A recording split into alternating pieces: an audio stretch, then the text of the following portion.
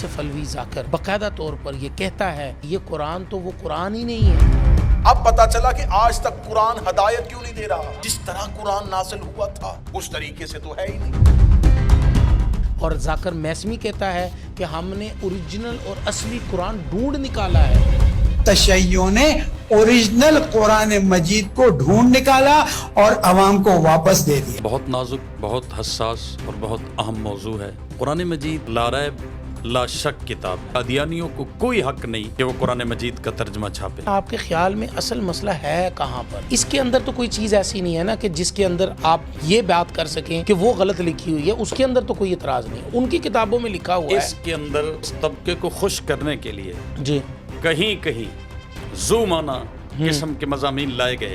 اصول کافی بیار الانوار کا نام نکال دیا تو ساتھ ہی بخاری شریف اور ترمذی کا نام بھی نکال دیا۔ ایک اسلامی ملک میں جہاں اکثریتی آبادی اہل سنت والجماعت، ایک قلیل سی تعداد کو خوش کرنے کے لیے آپ خواہ مخواہ بچوں کو، نوجوانوں کو، عوام کو، سب کو پریشان کر رہے ہیں۔ آپ اور میں کون ہوتے ہیں اس کے اوپر بات کرنے والے؟ ہمیں تو آنکھیں بند کر کر ان علماء کی بات سن کر ان کے اوپر پیچھے چل جانا چاہیے۔ کسی جگہ کوئی بات ہو بھی صحیح تو اسے اسٹیج پہ اچھالنے کی بجائے ہم اپنے بڑوں سے پورے ادب سے پوچھنے کا حوصلہ بھی رکھتے ہیں۔ میں نے اس لیے کراس بات کی ہے۔ جی بالکل۔ جو اہل تشیع کے مشہور ترجمہ قرآن ہے، ترجمہ مولوی فرمان، حفاظت قرآن پہ آیت ہے، اس آیت کے ضمن میں وہ حاشیے میں لکھ رہا ہے کہ اس کا مطلب یہ ہرگز نہیں ہے کہ ہر قرآن جو جہاں پہ رکھا ہے وہ سارے محفوظ ہوں، کہ جتنے قرآن مساجد مدارس میں رکھے ہیں یہ محفوظ نہیں ہے۔ مولانا پوڈکاسٹ، مولانا پوڈکاسٹ، مولانا پوڈکاسٹ۔ السلام علیکم ورحمۃ اللہ وبرکاتہ۔ ناظرین اکرام، آپ دیکھ رہے ہیں دین اور دنیا ایک ساتھ ود مولانا پوڈ کاسٹ۔ میں ہوں آپ کا ہوسٹ محمد ابو بکر۔ ناظرین اکرام، آج ہم ایک نہایت حساس، سنجیدہ اور فکر انگیز موضوع پر بات کرنے جا رہے ہیں جو براہ راست ہمارے عقائد، ہماری نسل نو کے ذہنوں اور قرآن کریم کے تحفظ سے جڑا ہوا ہے۔ ناظرین اکرام، یہ معاملہ ہے مطالعہ قرآن حکیم کے نام سے متعارف کرائے گئے اس ترجمے کا جو دی علم فاؤنڈیشن اور وزارت تعلیم کے اشتراک سے تیار ہوا ہے، جس کی تائید اور تصویب میں بعض بڑے بڑے اہل سنت علماء کے نام شامل ہیں۔ لیکن اس ترجمے میں کچھ ایسے نکات اور حوالے شامل کیے گئے ہیں جو نہ صرف اہل سنت کے عقائد سے متصادم ہیں بلکہ قرآن کریم کی حفاظت کے بارے میں گمراہ کن تاثر بھی پیدا کرتے ہیں۔ آج ہمارے ساتھ موجود ہیں محترم جناب مفتی ظہیر احمد ظہیر صاحب، جو اس موضوع پر طویل عرصے سے تحقیق کر رہے ہیں۔ آئیے ان سے اس مسئلے کی تفصیل جانتے ہیں کہ انہوں نے اس کے اوپر کیسے اور کیا کام کیا ہے۔ چلتے ہیں مفتی صاحب کی طرف۔ السلام علیکم ورحمۃ اللہ وبرکاتہ۔ وعلیکم السلام ورحمۃ اللہ وبرکاتہ۔ مفتی صاحب، بہت شکریہ، آپ نے ایک نہایت ہی سنجیدہ اور نہایت ہی اہم موضوع کے اوپر گفتگو کرنے کے لیے اپنا قیمتی وقت ہمیں عطا کیا۔ اس وقت جتنے بھی ہمارا مذہبی طبقہ ہے جو مذہب کے ساتھ لگاؤ رکھتا ہے، اور خاص طور پر عام پبلک جو قرآن کے ساتھ محبت رکھتی ہے، جو قرآن والے ہیں، قرآن والوں سے محبت کرتے ہیں، ان کے اندر ایک بڑی جو ہے وہ فکر پائی جا رہی ہے کہ یہ جو مطالعہ قرآن پاک کے حوالے سے جو بات سامنے آئی ہے، یہ مجھے بتائیں کہ یہ منصوبہ کب اور کس پس منظر کے تحت شروع ہوا، اور اس میں کون کون سی شخصیات شامل ہیں اور کون کون سے ادارے شامل ہیں؟ بسم اللہ الرحمن الرحیم۔ بہت نازک، بہت حساس اور بہت اہم موضوع ہے۔ جی قرآن مجید لا ریب لا شک کتاب ہے۔ بے شک۔ یہ جو حالیہ واقعہ پیش آیا ہے، یہ پہلی بار ایسا نہیں ہوا۔ پاکستان میں 1972 میں ایک طبقے نے پوری جارحیت سے الگ نصاب تعلیم، الگ دینیات، الگ اسلامیات کا مطالبہ کیا۔ اسی طبقے نے آگے چل کر 1987 میں پھر مشترکہ ترجمہ قرآن اور مشترکہ نصاب تعلیم اختیار کرنے کا دعویٰ کیا۔ اس طبقے کے بارے میں جب عالمی حالات مخالف ہوتے ہیں ان کی رائے اور ہوتی ہے، عالمی حالات موافق ہوں تو ان کی ترجیح اور ہوتی ہے۔ اور ہوتی ہے، بالکل صحیح ہے۔ اس طبقے نے مختلف پینترے بدلے ہیں. یہ بھی ایک پینترا ہے جو بھولے بھالے سیدھے سادے مسلمانوں کو پر وقت شاید صحیح طور پہ ادراک نہ کرا سکا. اللہ کرے کہ اب اس کا تدارک کر لیں. جی اس میں کچھ درپردہ عوامل بھی ہو سکتے ہیں، کچھ جو ظاہر اور باہر ہیں. ان میں دا علم فاؤنڈیشن ہے، تنظیم اسلامی ہے، جناب شجاع الدین شیخ صاحب ہیں. ان کی تحریک پہ، ان کے نظم سے یہ مطالعہ قرآن حکیم برائے طلبہ و طالبات سامنے آیا. جی حیران کن بات یہ ہے کہ عین ان دنوں میں جب قادیانی مرزا مبارک ثانی کے کیس کے حوالے سے سپریم کورٹ گئے کہ ہمیں ترجمہ قرآن چھاپنے دیا جائے، جی پوری امت مسلمہ ڈٹ کر ان کے مقابلے میں کھڑی ہوئی کہ قادیانیوں کو کوئی حق نہیں کہ وہ قرآن مجید کا ترجمہ چھاپیں. بالکل ایسے ہی. ایک طرف وہ مسلمانوں سے اصولی اختلاف رکھیں اور دوسری طرف مسلمانوں والا قرآن جو ایک ہی ہے اس کی تفسیر چھاپنے کا حق کسی صورت نہیں رکھتے. ایسا ہوا یا نہیں ہوا؟ جی بالکل ہوا. جن طبقات کے درمیان فروعی اختلافات ہیں ان کا تو ایک ترجمہ قرآن پہ اکٹھا ہونا بہت خوش آئند ہے، لیکن جس کا اصولی اختلاف ہے آپ ایک لمحے کے لیے بھی اجازت نہیں دیں گے کہ وہ ترجمہ قرآن کے نام سے یا مطالعہ قرآن کے نام سے اکٹھا ہو جائے. اپنا نظریہ عقیدہ قرآن کے حوالے سے وہی رکھے جو اس کا شروع سے چلا آ رہا ہے کہ قرآن محرف کتاب ہے، قرآن مبدل کتاب ہے، ہر طرح کی اس میں تعریف ہوئی ہے. ایک انچ اپنے نظریے اور عقیدے پہ کمپرومائز نہ ہو اور ساتھ ساتھ صف اسلام میں بیٹھنے کے لیے، مسلمان علماء کی فہرست میں شامل ہونے کے لیے، اپنا نام مسلمانوں کی لسٹ میں لکھوانے کے لیے وہ ترجمہ قرآن کی آڑ میں آ جائے تو یہ دجل اور فریب تو ہو سکتا ہے، حقیقت سے اس کا کوئی تعلق نہیں. اس لیے یہ معاملہ حساس ہو گیا ہے. یہ معاملہ عقل و دانش کے ترازو پہ تلنا چاہتا ہے اور ایک فیصلہ کن مرحلے کی طرف جانا چاہتا ہے. تو اس میں ظاہر ہے کہ درپردہ عوامل کو بھی سوچنا ہوگا اور جو ظاہری طور پہ اس کام میں شریک ہیں، شامل ہیں، ان کو بھی اس بارے میں سوچنا ہوگا. جی سر دست تو یہ بات میں نے عرض کر دی. آپ نے اس کے حوالے سے جی میں نے آپ سے پوچھا کہ اس میں کون کون سی شخصیات شامل ہیں کہ جو اس کی اشاعت کے اندر جن کا حصہ ہے، صرف اشاعت کے اندر حصہ. اشاعت کے اندر حصہ شاید آپ یہ پوچھنا چاہتے ہیں کہ جو تقریض میں نہیں، میں اس میں بعد میں جاؤں گا. میں پہلے یہ پوچھنا چاہ رہا ہوں یہ کون سا ادارہ ہے جس نے اس کو مرتب کیا ہے، جس نے اس کو شائع کیا ہے، اس ادارے کا تعارف کیا ہے؟ ہماری جہاں تک معلومات ہیں جی دا علم فاؤنڈیشن یہ تنظیم اسلامی کے موجودہ سربراہ شجاع الدین شیخ صاحب کا ادارہ ہے اور انہی کے ورکر اس کو آگے چلا رہے ہیں، آگے پھیلا رہے ہیں اور وہی اس کا ذریعہ بنے ہیں اور اب وہی اس کی صفائی بھی پیش کر رہے ہیں. پہلے اپنا بڑا کارنامہ اس کو شمار کیا، لیکن جب قوم کی آنکھیں کھلی اور اس پر محققین علماء نے اعتراض کیے اور حتیٰ کہ تقریض لکھنے والے علماء نے بھی کہہ دیا کہ یار ہمارے ساتھ آپ مجھے مفتی صاحب مجھے یہ بتائیں کہ اس کے اندر کہا تو یہ جا رہا ہے کہ اس کے ترجمے میں تمام مکاتب فکر بشمول، میں واضح نام لے رہا ہوں، اہل تشیع کی کتاب سے استفادہ کیا گیا ہے اور یہ بظاہر تو وحدت کی یہ کوشش لگتی ہے، لیکن آپ مجھے بتائیں آپ کے خیال میں اصل مسئلہ ہے کہاں پر؟ میں آپ کو عرض کروں، یہ میں نے ایک جلد کے صرف حوالے نقل کیے تھے. جی اب جس کتاب میں اصول کافی کا حوالہ ہوگا، بہار الانوار کا حوالہ ہوگا، مستدرک الوسائل کا حوالہ ہوگا، مجھے بتائیے کہ مستدرک الوسائل کا مصنف ہے نوری تبرسی، متوفہ 1320 ہجری. اسی کی کتاب ہے فصل الخطاب فی اثبات تحریف کتاب رب الارباب، جس میں وہ یہ کہتا ہے کہ قرآن میں ہر قسم کی تعریف ہوئی ہے. اب ایک شخص کی کتاب ہے اور اس میں بڑے کھلے لفظوں میں وہ کہہ رہا ہے کہ ان الاخبار الدالہ علی ذالک تزید علی الف حدیث، وہ کہتا ہے 2000 سے زیادہ روایات ہیں جو دلالت کرتی ہیں کہ قرآن میں تعریف ہوئی ہے، اسی قرآن میں.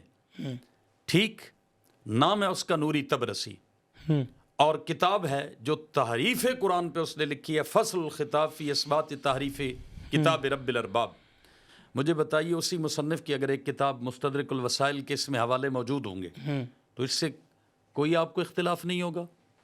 میں مثال کے طور پہ عرض کروں کہ مرزا غلام قادیانی جی کی کچھ باتیں ممکن ہے صحیح بھی ہو، جی لیکن ہمیں اس سے اختلاف ہے. اب مرزا غلام قادیانی کی کسی بھی کتاب کا حوالہ اگر دے دیا جائے تو کیا مرزا غلام قادیانی کی اس کتاب کے حوالے کی گنجائش ہے؟ نہیں ہے.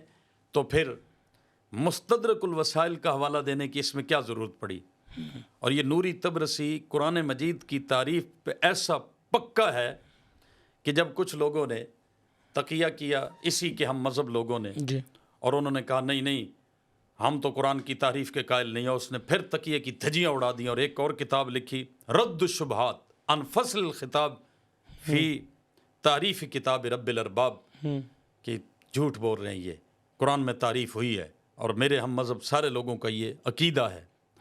اس نوری تبرسی کی کتاب کا جب حوالہ ہوگا اور پھر اصول کافی کا جب حوالہ ہوگا جس کے صفحہ نمبر 671 پہ یہ لکھا ہے کہ ان القرآن جا جبریل علیہ السلام الی محمد 17,000 آیا، 17,000 آیات تھی اس قرآن میں جو جبریل محمد صلی اللہ علیہ وسلم کے پاس لے کے آیا. حالانکہ قرآن میں کتنی آیات ہیں؟ 6,666. تو اب 17,000 آیات کا جو عقیدہ رکھنے والا ہو اس کی کتاب کا حوالہ اس میں موجود ہوگا تو کیا یہ معمولی فالٹ ہے؟ نہیں یہ معمولی نقصان ہے؟ نہیں، بہت آپ سوچئے کہ اس کا اثر کہاں تک پہنچتا ہے. یہ ہوا ہے. جی مولانا مجھے یہ بتائیے گا کہ اہل سنت کے ہاں قرآن مجید کی حفاظت ان کے ایمان کا بنیادی عقیدہ ہے. جی اب آپ مجھے بتائیں جب بنیادی عقیدہ یہ ہے تو یہ جو حوالے آپ پیش کر رہے ہیں قرآن پاک کی تحریف کے حوالے پیش کر رہے ہیں، ان کے عقائد پیش کر رہے ہیں، تو آپ مجھے بتائیں کہ جب یہ اسکول کالج یونیورسٹیز کے طلباء کو یہ مطالعہ قرآن حکیم پڑھایا جائے گا تو ان کے ذہنوں پر کیا اثر ہوگا؟ ذرا اس کے اوپر روشنی ڈالیے. ایک نوجوان بچہ اور بچی جب اس نصاب سے گزرے گا، کل وہ اصولی اختلاف والے سے رشتے میں جڑ رہا ہے، بچہ یا بچی، جی ایک عالم دین اسے سمجھاتا ہے کہ یہ طبقہ قرآن کی تعریف کا قائل ہے، ان کا قرآن پہ ایمان نہیں ہے. وہ بچہ اور بچی کہتا ہے کہ میں نے تو کالج میں نصاب ایسا پڑھا تھا جس میں یہ صف اسلام میں بیٹھے ہوئے تھے، آپ اس کو کس طرح سمجھائیں گے؟ ایک طرف اس کا نصاب ہوگا، ایک طرف اس کا ٹیچر ہوگا، ایک طرف اس کا کالج ہوگا اور ایک طرف عالم دین یعنی کہ ہوگا. ایک طرف لمبی عمر اس کی ہوگی جو اس بات کے اوپر گزری ہوگی کہ جن کو آپ ان کی مسلمانوں کی اسلام والوں کی صفوں میں ان کو دیکھ رہے ہوں گے تو اب چند لمحوں کے لیے اس کو ایک عالم دین کہہ رہا ہوگا کہ آپ اس صف میں تو یہ لوگ مسلمانوں کی صفوں میں نظر نہیں آ رہے ہیں. تو وہ آپ سے یہ سوال کرے گا کہ میں نے لمبا عرصہ اسی صف میں مسلمانوں کی صفوں میں دیکھا ان کو، آج میں آپ کی بات کو کیسے مان لوں؟ کیسے یہ علماء کا اختلافی نوٹ موجود ہوگا نا جی تو انشاءاللہ بچے اور بچیوں کی ایمان بھی سلامت رہیں گے، عزتیں بھی سلامت رہیں گی. آمین. آپ مجھے یہ بتائیے مولانا کہ بہت سارے لوگ کہتے ہیں کہ ہے تو متفقہ نا، ترجمے میں کوئی ایسی چیز خاص طور پر یہ کتاب جو ہے یہ آپ کے سامنے پڑھی ہوئی کتاب، اس کے اندر تو کوئی چیز ایسی نہیں ہے نا کہ جس کے اندر آپ یہ بات کر سکیں کہ وہ غلط لکھی ہوئی ہے، اس کے اندر تو کوئی اعتراض نہیں، ان کی کتابوں میں لکھا ہوا ہے. اس کے اندر اس طبقے کو خوش کرنے کے لیے جی کہیں کہیں بات میں ذو معنی قسم کے مضامین لائے گئے. آپ اسی سے اندازہ کریں کہ اس طبقے کو خوش کرنے کے لیے اصول کافی بیار الانوار کا نام نکال دیا تو ساتھ ہی بخاری شریف اور ترمذی کا نام بھی نکال دیا.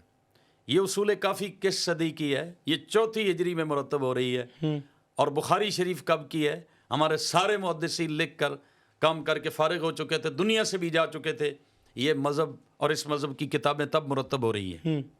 تو کیا بخاری اور اصول کافی برابر ہو گئے؟ کیا بہار الانوار اور ترمذی شریف برابر ہو گئے؟ اس کا مطلب ہے کہ ایک طبقے کو خوش ہم کیا جائے. نیت پہ شک تو نہیں کر سکتے، لیکن جو کچھ نظر آ رہا ہے نا وہ ٹھیک نہیں ہو رہا. جی ایک اسلامی ملک میں جہاں اکثریتی آبادی اہل سنت والجماعت کی ہے، ایک قلیل سی تعداد کو خوش کرنے کے لیے جی آپ خواہ مخواہ بچوں کو، نوجوانوں کو، عوام کو، سب کو پریشان کر رہے ہیں. جی ایسا نہیں ہونا چاہیے. جی میرا سوال ہے، میں آپ کی ان تمام باتوں سے اتفاق میں کیوں کروں؟ آپ کون ہیں؟ آپ کا قد کاٹ کیا ہے؟ آپ یہاں پر بیٹھ کر اس بات کو کیسے کر سکتے ہیں؟ آپ کے میرے پاکستان کے مفتی اعظم مفتی تقی عثمانی صاحب کی تقریر موجود ہے، مولانا مفتی منیب الرحمان صاحب کی تقریر موجود ہے، مولانا منظور مینگل صاحب کی تقریر موجود ہے، بڑے بڑے علماء کی جب تقریر موجود ہے، آپ اور میں کون ہوتے ہیں اس کے اوپر بات کرنے والے؟ ہمیں تو آنکھیں بند کر کر ان علماء کی بات سن کر ان کے اوپر پیچھے چل جانا چاہیے۔ اللہ کا شکر ہے ہم بڑوں کو ماننے والے ہیں جی اور بڑوں کے آداب کا لحاظ رکھنے والے ہیں۔ جی کسی جگہ کوئی بات ہو بھی صحیح تو اسے سٹیج پہ اچھالنے کی بجائے ہم اپنے بڑوں سے پورے ادب سے پوچھنے کا حوصلہ بھی رکھتے ہیں۔ میں نے اس لیے کراس بات کی ہے۔ جی بالکل الحمدللہ میری ان سب اکابر اہل سنت والجماعت سے ملاقات ہوئی، جی سوائے حضرت شیخ الاسلام صاحب کے، لیکن شیخ الاسلام صاحب کی ایسی قریبی ہستی سے ملاقات ہوئی کہ شیخ الاسلام صاحب مدظل العالی تک یہ پیغام پہنچا۔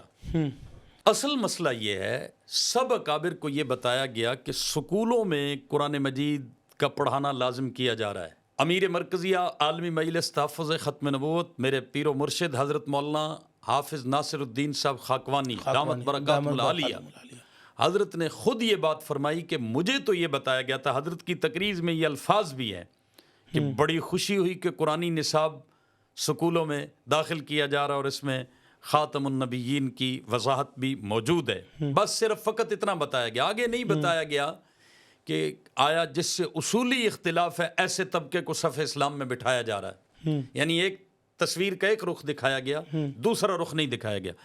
حضرت دامت برکاتہ العالیہ نے فرمایا کوئی چیز اہل سنت والجماعت جو صحیح اسلام کی تشریح ہے اس کے متصادم آپ کو کسی جگہ کوئی چیز نظر آتی ہے اور میری تقریر ہے تو آپ فوراً حق رکھتے ہیں کہ میری تقریر واپس لے لیں۔ الحمدللہ میرے پاس اس کا ریکارڈ موجود ہے۔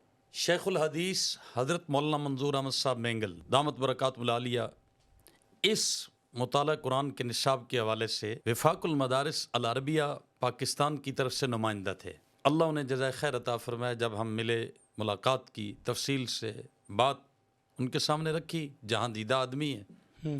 حضرت مولانا نے کہا کہ ہمیں دکھایا کچھ اور گیا، کیا کچھ اور گیا۔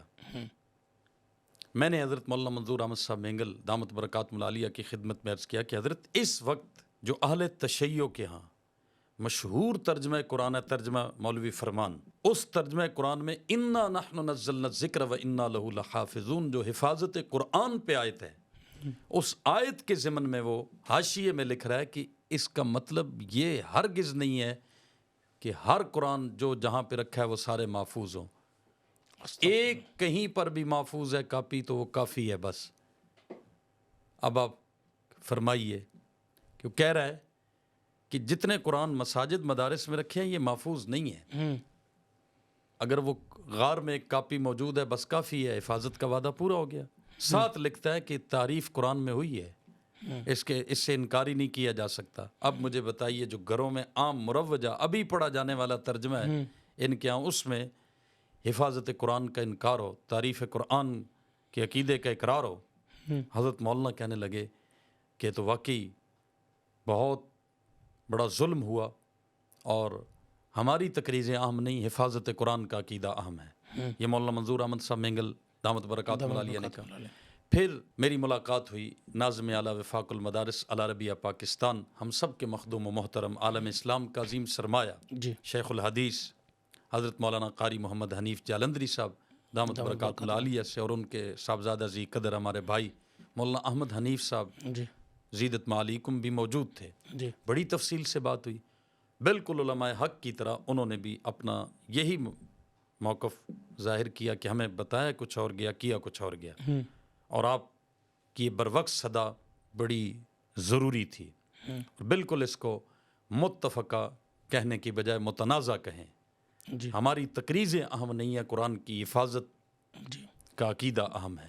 جی میرا ایک سوال ہے مولانا، آپ مجھے اس بات کے اوپر بتائیں کہ مولانا منظور مینگل صاحب دامت برکاتہم اللہ ان کی عمر میں، زندگی میں، علم میں برکت عطا فرمائے، ہمارے بڑے ہیں۔ میں نے ان کی وہ ویڈیو دیکھی ہے جس کے اندر انہوں نے اس تقریر سے بالکل جو ہے اپنا ہاتھ اٹھایا ہے اور انہوں نے کہا ہے کہ یہ تقریر ہماری اہم نہیں ہے، ہمیں اندھیرے میں رکھ کر یہ تقریر لکھوائی گئی ہے. یہاں تک بات درست ہے، لیکن بعض حلقوں میں احباب کا کہنا یہ ہے کہ جیسے علماء حضرات نے تقریر لکھ کر دی ہے تو منہ زبانی جو ہے ان کو تقریر جو ہے جیسے لکھ کر دی ہے، اسی طرح ان کو لکھ کر تقریر واپس کیوں نہیں لی جا رہی؟ یہ کیوں نہیں کہا جا رہا مقتدر حلقوں کے پاس، جن مقتدر حلقوں کے افراد نے ان سے تقریر لکھوائی ہے، یہ کیا بیان کر دینا اور کافی ہے؟ یہ بیان کر دینا کافی ہے؟ کیا وہ وہاں پر جا کر کہہ نہیں سکتے؟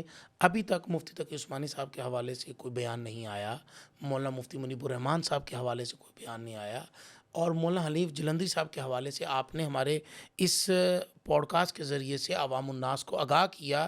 میں آپ کا بھی ممنون و مشکور ہوں، اللہ ان کی عمر میں، ان کی زندگی میں برکت عطا فرمائے، لیکن ابھی تک کوئی سیریس نوٹس اس کے اوپر آ نہیں رہے ہیں.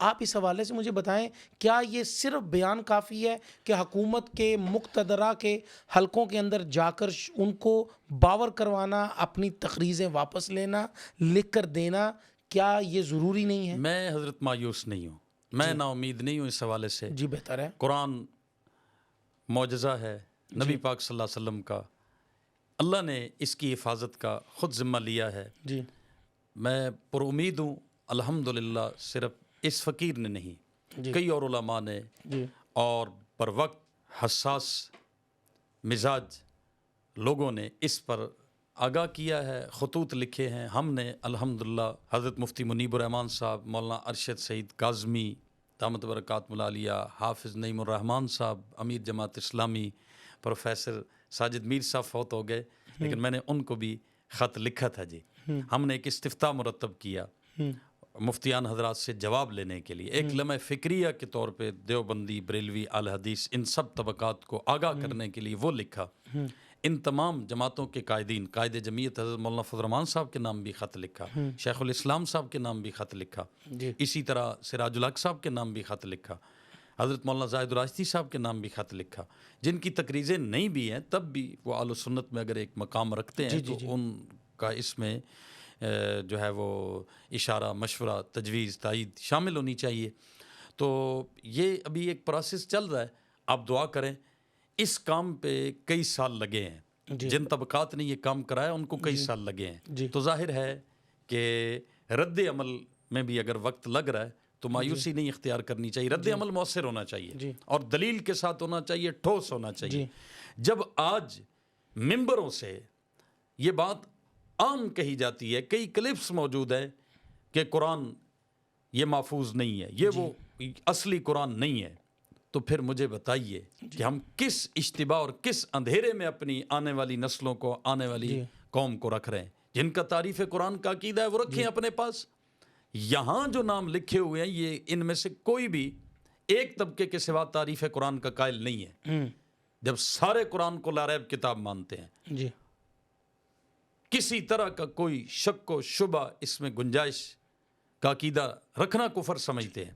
تو پھر مجھے بتائیے کہ اشارتاً کنایتاً صراحتاً ایک طبقہ قرآن مجید کی تحریف کا قائل ہو اور باقی طبقات قرآن مجید کی محفوظیت کے قائل ہوں اور اس کے لا ریب لا شک ہونے کے قائل ہوں، تو یہ کیسے اکٹھے بیٹھ کے سمجھ میں آنے والی بات ہی نہیں. آپ مجھے یہ بتائیے، میرا سوال یہ ہے، آپ نے جیسا خود فرمایا مفتی صاحب کہ ہمارے اکابر اس پر فکر مند ہیں، آپ نے خطوط لکھے ہیں، اکابر تک خطوط گئے ہیں، آپ کی کوششیں ہیں، کاوشیں ہیں، بڑے حضرات جو حساس افراد ہیں اس معاملے کے اندر، اور ان سب کا تک بات ہے اور سب خطوط لکھ رہے ہیں، کام ہو رہا ہے.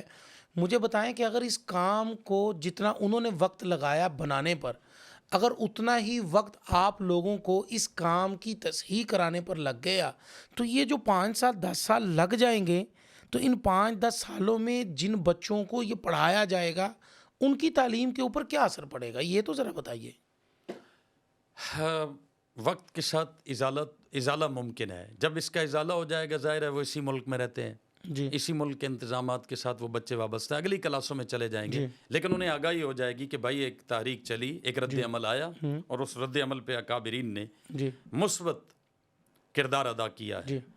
نقصان اس وقت ہے کہ جب اس رد عمل کے باوجود کوئی ٹس سے مس نہ ہو. رد عمل ہو رہا ہے، اچھا، آپ کیا سمجھ رہے ہیں کہ یہ جو رد عمل ہو رہا ہے یہ صحیح سپیڈ سے ہو رہا ہے؟ اور زیادہ تیزی سے ہونا چاہیے اور آپ کا دل بھی ہے۔ رد عمل کی آؤٹ پٹ بھی ہونی چاہیے کہ آیا واقعتاً تقاریر واپس لی گئی ہیں، اور ذرا ہونی چاہیے اگر تقریر لکھ کر کسی نے دی ہے تو اس کا ازالہ بھی لکھ کر ہی ہوگا، لکھ کر ہونا چاہیے، تحریری ہوگا، اپنے لیٹر پیڈ پہ ہوگا، جی اپنے دستخطوں کے ساتھ ہوگا کہ ہمیں آپ نے فقط ترجمہ قرآن بتایا کہ سکولوں میں لاگو کر رہے ہیں، جی یہ تو نہیں بتایا کہ اس کا دائرہ کار کیا ہے، جی کس کس کو آپ اس میں شامل کر رہے ہیں۔ قوم کو اس پہ سوال ہے، قوم کو اعتراض ہے، اور وہ اعتراض دلیل کی بنیاد پہ ہے۔ جی، آپ مجھے بتائیے گا کہ آخر میں جو ہمارا مذہبی طبقہ، ہمارے طلباء، ہمارے علماء جو عام مساجد کے اندر بیٹھے ہیں، جن کی رسائی نہیں ہے، آپ تک نہیں ہے، مجھ تک نہیں ہے، بڑے حضرات تک نہیں ہے، اور اکابرین تک نہیں ہے، وہ بڑے پریشان ہیں کہ یہ کب اس کے اوپر جو ہے نا رد عمل ہوگا۔ آپ ان کو کیا کہنا چاہتے ہیں کہ اس کے اوپر وہ کیا کردار ادا کریں؟ کیا عوام الناس کو وہ ابھی سے آگاہ کرنا شروع کر دیں، ان کے ذمہ ہے، یا ابھی ان کو خاموشی رہنی چاہیے، اللہ سے دعائی مانگنی چاہیے؟ نہیں، ان کو باقاعدہ کردار ادا کرنا چاہیے۔ مجھے خود ایک حافظ قرآن صاحب نے کسی دوسرے شہر سے میسج کیا کہ مجھے فلاں استاد نے یہ دیا ہے، آپ بڑے ہیں یا میرے استاد بڑے ہیں، لہٰذا میں تو اس کو پڑھاؤں گا اور عام کروں گا۔ دیکھیں نا، بات حجت بن جاتی ہے۔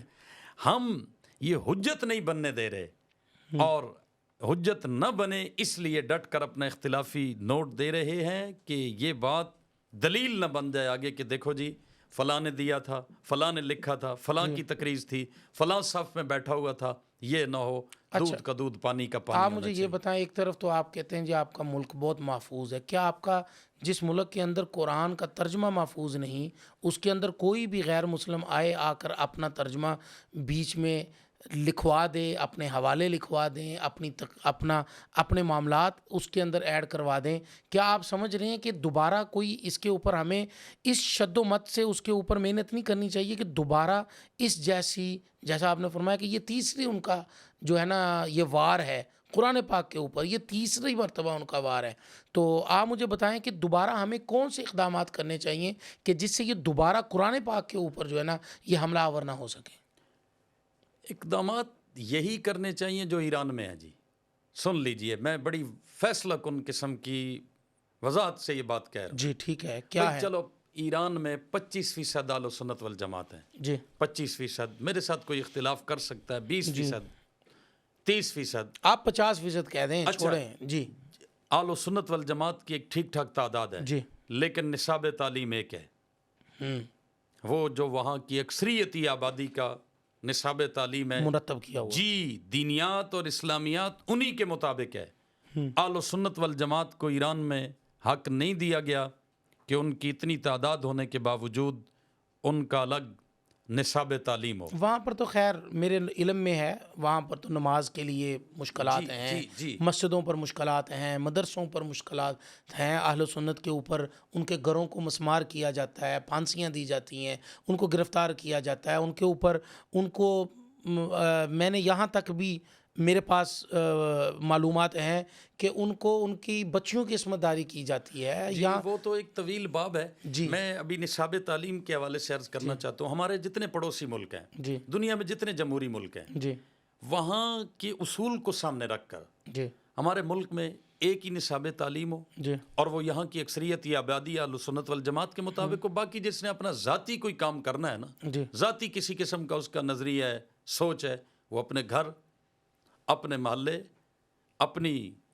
سوچ تک محدود رکھے نا، جی اس میں اشتباہ کی کوئی گنجائش نہیں ہونی چاہیے۔ یہ اکثریت کا حق مارنے کے مترادف ہے، جی بالکل ٹھیک یہ ہے میجورٹی کے ساتھ زیادتی ہے جی کہ آپ ایک اقلیت کو اکثریت پہ کیوں مسلط کر رہے ہیں۔ جی بہت شکریہ مولانا، خوش رہیں، آباد رہیں۔ ناظرین، یہ ایک سنجیدہ مسئلہ تھا، میں اس مسئلے کے اوپر ذرا یوں کہنا چاہوں گا کہ مولانا نے بھی ایک جگہ پر حوالہ دیا، میں آپ کو واضح اور دو ٹوک الفاظ میں یہ حوالہ دینا چاہوں گا کہ آصف علوی ذاکر باقاعدہ طور پر یہ کہتا ہے کہ یہ قرآن تو وہ قرآن ہی نہیں ہے، اور باقاعدہ طور پر میں کہوں گا کہ یہاں پر وہ کلپ لگایا جائے۔ اب پتا چلا کہ آج تک قرآن ہدایت کیوں نہیں دے رہا۔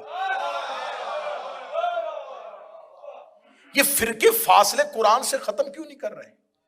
اس لیے کہ جس طرح قرآن نازل ہوا تھا اس طریقے سے تو ہے ہی نہیں. اور ذاکر میسمی کہتا ہے کہ ہم نے اوریجنل اور اصلی قرآن ڈھونڈ نکالا ہے اور اس کا جو ہے نا وہ برٹش جو ہے نا لائبریری سے میوزیم سے اس کی جو ہے نا وہ تصدیق ہو رہی ہے. اور وہ ہم امت کو یہ شیعوں کا بڑا کارنامہ ہوگا کہ وہ امت کو اصلی اور اوریجنل، یہ الفاظ ہیں اس کے، اصلی اور اوریجنل قرآن دیں گے. قرآن مجید کے 4 اماموں کے نسخے انہوں نے تلاش کیے ہیں اور ان پر ریسرچ کی ہے، اور آہستہ آہستہ ہم نے اس کی سرٹیفیکیشن جو ہے وہ برٹش میوزیم لائبریری سے لی ہے.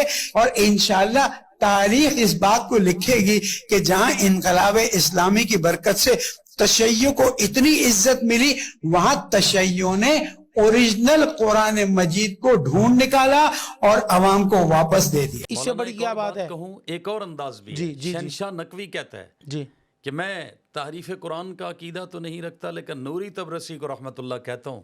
نوری تبرسی جو تحریف قرآن کا سب سے بڑا قائل ہے، ایک بندہ جب اس کو رحمت اللہ کہہ رہا ہے تو کیا مطلب ہے؟ کان کو ادھر سے پکڑو یا ادھر سے پکڑو. بات ہے یہ چالاکی دیکھیں، ہوشیاری دیکھیں کہ میں تعریف قرآن کا عقیدہ تو نہیں رکھتا لیکن تعریف قرآن کا عقیدہ رکھنے والے کو رحمت اللہ علیہ تو کیا نتیجہ نکلے گا. یہ آن دی ریکارڈ چیزیں ہیں. میں آپ کی وساطت سے ایک میسج اکابرین کے معتمد اہل سنت کی جان پہچان مفکر اسلام اپنے استاذ محترم حضرت علامہ خالد محمود صاحب رحمۃ اللہ تعالی علیہ، رحمۃ اللہ علیہ، جسٹس ریٹائرڈ پروفیسر ڈاکٹر، حضرت نے تقریباً 10 سال پہلے مجھے کہا کہ قرآن پہ وار ہونے والا ہے. اللہ اللہ. اور حضرت نے فرمایا میں آپ کو 6 نمبر ایمان بالقرآن کے بتاتا ہوں، اس کی دھوم مچا دو. کیا بات ہے؟ جس نے ماننا ہے راستہ کھلا آئے. لیکن یہ تو کوئی بات نہ ہوئی نا کہ نہ مانے اور پھر اوپر لیبل چڑھایا ہوا ماننے والے کا. ہم سب کے لیے یہ بات کہہ رہے ہیں، اپنے پرائے کے لیے. حضرت علامہ صاحب فرمانے لگے قرآن کے 6 نمبر، ایمان بالقرآن کے 6 نمبر.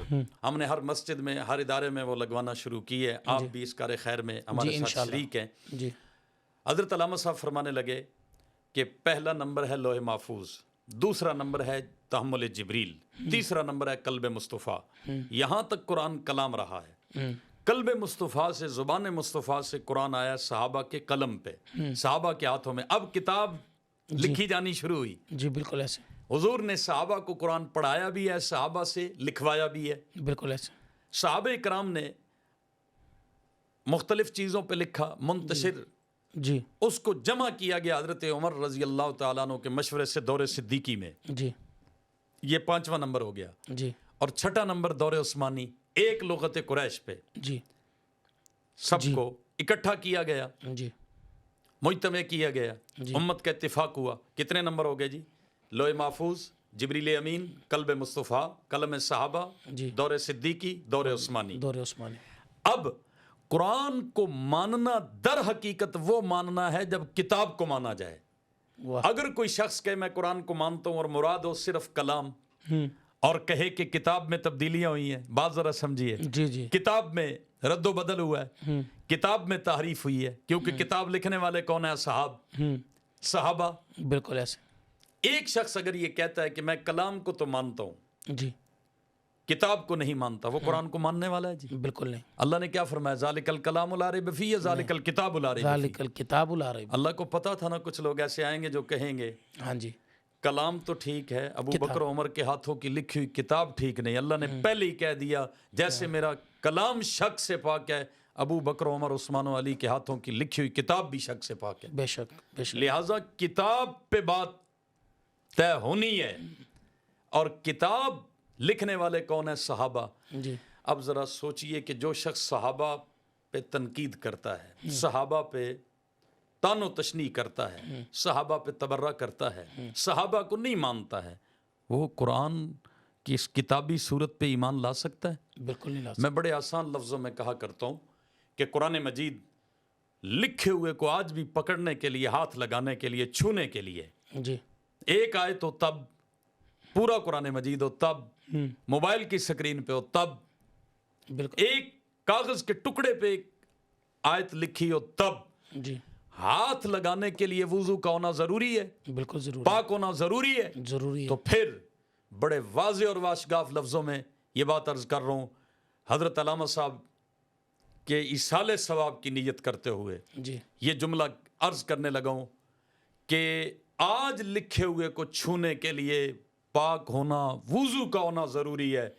تو جن صحابہ سے اللہ نے پہلی بار قرآن کو لکھوایا ہے، پہلے رب نے انہیں پاک کیا ہے، بعد میں قرآن ان کے ہاتھوں میں دیا. بے شک ایسے اس کی واضح مثال قرآن میں موجود ہے. اب جب صحابہ رضوان اللہ تعالی علیہ مجمعین بالکل کو معیار حق نہیں سمجھا جائے گا، جی پاک نہیں سمجھا جائے گا، جنتی نہیں سمجھا جائے گا، وہ صحابہ کے ہاتھوں کے لکھے ہوئے قرآن کو مان سکتا ہے؟ بالکل نہیں. ہرگز نہیں. یہ بڑی واضح سی بات ہے، ہمارا واضح سا موقف ہے. اور آج کے اس ماحول میں حضرت علامہ صاحب چونکہ اکابرین کی ایک نشانی تھے اور ان کی سوچ بڑی دور کی تھی، بالکل ایسے ان کا یہ پیغام 6 نمبروں کی صورت میں، ایمان بالقرآن کے 6 نمبر. اور عجیب بات بتاؤں مولانا، قرآن کا معجزہ دیکھیں، ہائے ہائے، اصحاب پیغمبر کی زندہ کرامت دیکھیں. ایران میں عقیدہ کیا ہے، لیکن ایران میں بھی مجبور ہیں اسی صحابہ کے ہاتھوں کے لکھے ہوئے قرآن کو پڑھنے کے لیے. وجہ یہ ہے کہ اللہ بتاتے ہیں کہ قرآن کے معجز ہونے کی دلیل اور صحابہ کی کرامت، جہاں تمہاری حکومت ہوگی نا، عقیدہ تمہارا کچھ بھی ہو، وہاں بھی تم مجبور ہوگے تقیتاً کہ تم اسی قرآن کو پڑھاؤ، نہیں تو تقیے کی چادر اتر جاتی ہے نا. تو قرآن مجید اور اصحاب پیغمبر یہ بالکل لازم و ملزوم ہے، اور قرآن کو ماننا کتاب کو ماننا ہے. بے شک. میں یہ بات کیوں کہہ رہا ہوں، جب یہ بات ابھی چلنی ہے نا، جی آگے بات آنی ہے، تو انشاءاللہ حضرت علامہ صاحب جیسی ہستیوں کی جنہوں نے جوتیاں اٹھائی ہیں وہ پھر میدان میں ہوں گے انشاءاللہ. جب یہ بات آنی ہے تو اس وقت کہیں گے جی ہم تو قرآن کو مانتے ہیں، تو ہم کہیں گے آپ کی کتابوں میں لکھا ہے. قرآن کو جب ماننا کہنا ہو تو اس وقت کہہ دیا کرو کلام کو مانتے ہیں، کتاب کو نہیں مانتے. ہم قرآن ہاتھ میں پکڑ کے سر پہ رکھ کے کہیں گے کہ ہاں جی بتاؤ اس قرآن کو مانتے ہو جو صحابہ نے لکھا ہے؟ دودھ کا دودھ، پانی کا پانی ہو جائے گا، سارا معاملہ صاف ہو جائے گا. تو بات کہاں پہ آئی؟ کتاب پہ. کتاب پہ.